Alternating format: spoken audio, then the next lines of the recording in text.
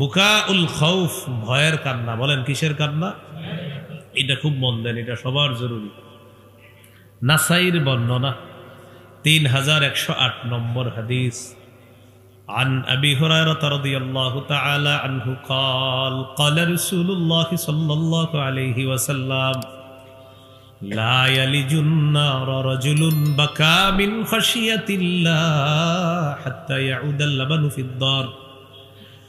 নবীজি বলেন, উলান থেকে দুধ বের হওয়ার পর এই দুধ উলানে ফিরে যাওয়া যেমন অসম্ভব, কোন ব্যক্তি যদি আল্লাহর ভয়ে কান্নাকাটি করে এই ব্যক্তিও জাহান্নামে যাওয়া অসম্ভব।